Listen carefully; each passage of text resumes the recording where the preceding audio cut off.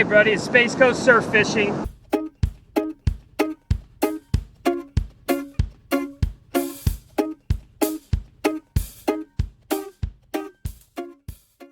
Down here south of Cocoa Beach again. Absolute low tide was about 15 minutes ago, around 8:15. I've already been fishing since about 6:30, 6:45. When I first got here, there was a lot of seagrass. I'm going to show you what some of the problem is here at the Space Coast this whole fishing season. Every time you cast out, about 80% of the time, your line gets, even with the Sinker Guy Sputniks, when you got a pound or more of heavy seagrass on your line within a minute or two, all you're doing all day is pulling in lines and tearing off seagrass and rebaiting and throwing out. I've only thrown this rod out a couple times, and you can see how much grass is wadded up on there. It dragged it the line all the way to the shore. And there's the first time I threw the line out. That was the seagrass on there.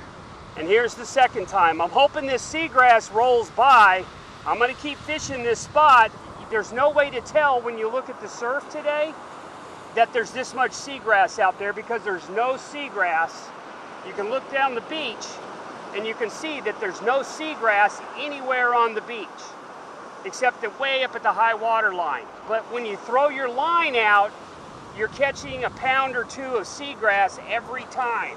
So I'm not really sure what's going on here. If there's this much seagrass out there in the water, it's not showing up on the shoreline. So you walk up, you look like, there's no grass today.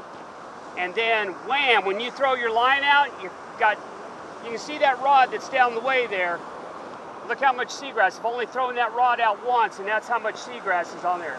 The only seagrass on the beach is the seagrass I'm pulling off my line. There's no other indication either direction that there's seagrass anywhere in the water today. So this is the dilemma of fishermen this year.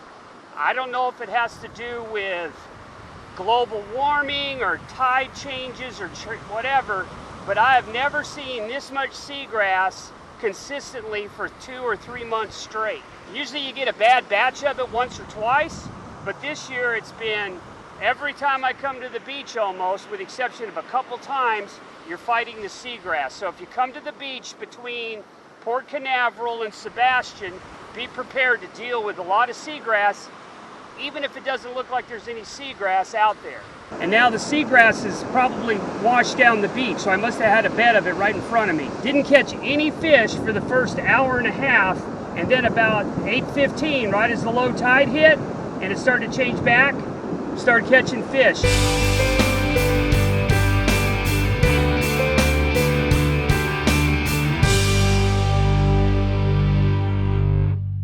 Here we are about almost 8 o'clock in the morning.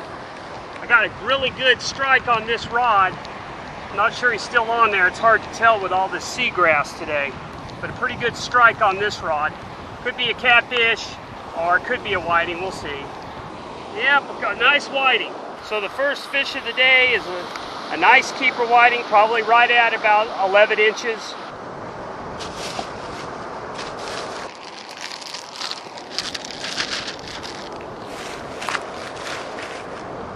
Looks like I got fish number 2 coming in. Not a very big fish at all. Whatever it is, it just got off. Looks like a really small whiting. No, it was a croaker. There he goes, see him? He was a croaker on there. There he goes. Well, good, that just saved me from releasing him. Looks like I got fish number, well, it looks like it's a double up. Fish 3 and 4 coming in. They're very small, but it's a double up of croakers. Double up of croakers, 2 small ones. Hey, the smaller one may be good for bait, but yep, doubled up, a couple croakers.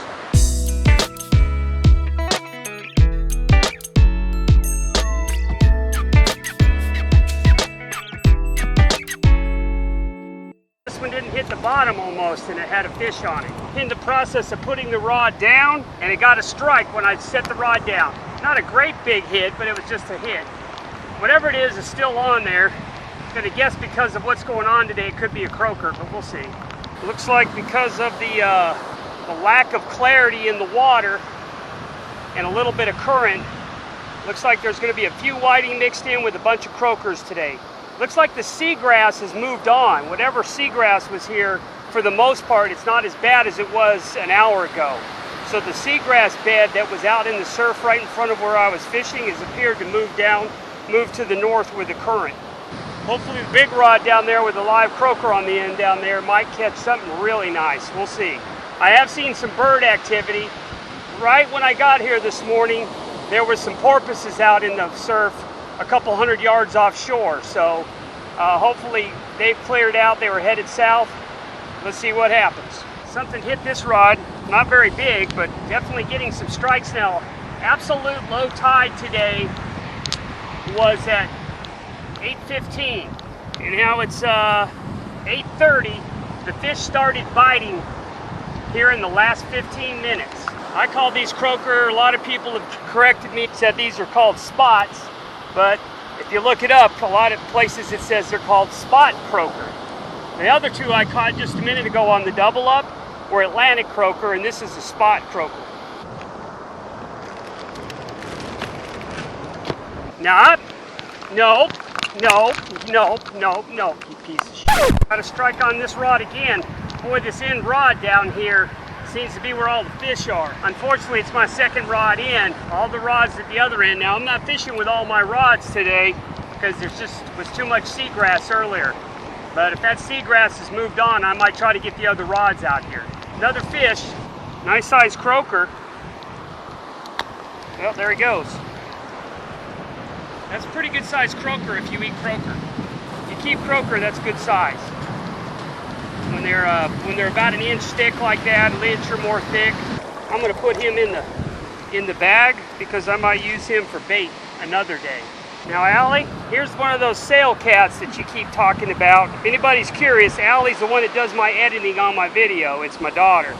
And I keep telling her that these sail cats have pink meat, and she thinks that they're going to taste like salmon. Well, they might taste like salmon to somebody, but of course you can't eat regular catfish, but you can eat these sail cats. These are more of a game fish. I won't be keeping this guy. I'll be putting him back. Here you go, Allie, a nice sail cat. Gonna put him back. Nice little sail cat. I've caught him a lot bigger than this, but we're putting this guy back.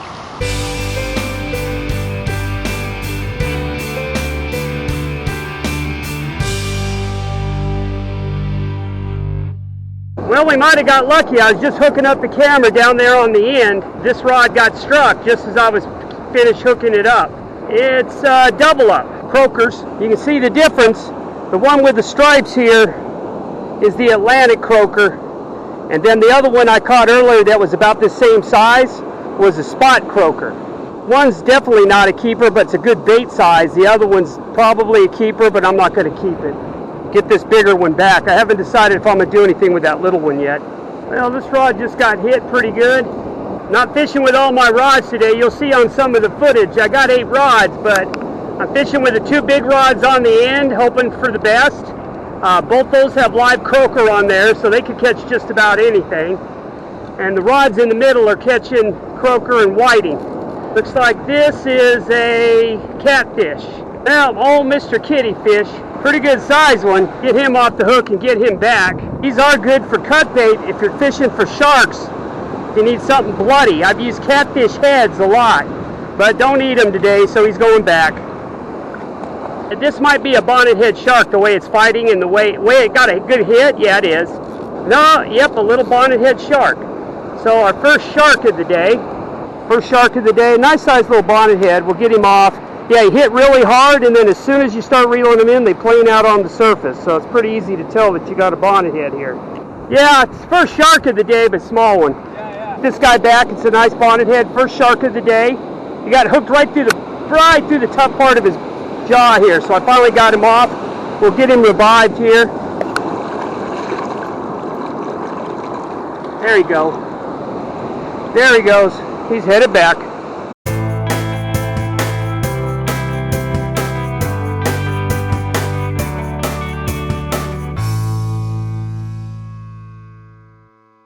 Got the second whiting of the day. Boy, that's a whopper right there.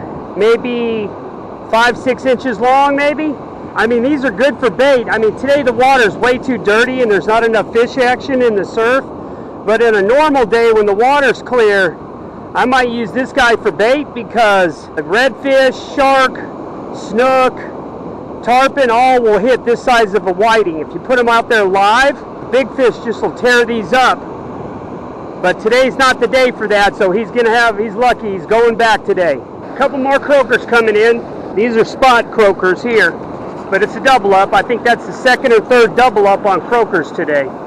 These are decent sized croaker if you eat croaker. I mean, these are right on the edge of keepers. I won't be keeping, I've already kept all the fish I'm going to keep today, and mostly those are going to be for bait. Looks like I got one here. I'm just going to pull these in, and whatever's on the end of these, which is probably small croakers or whiting, that's going to be it for me today. It must be time to go. I caught another small catfish. It's really starting to churn up here. The water is very, very dirty. Not too bad of a day. Going to pack it in and head back to Orlando.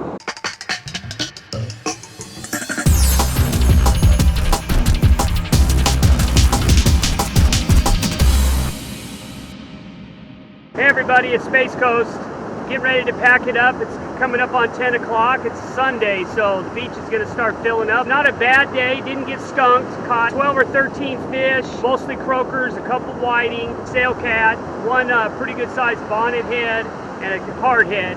But it didn't get skunked. I mean, early this morning I complained a little about the seagrass, but that bed must have washed through.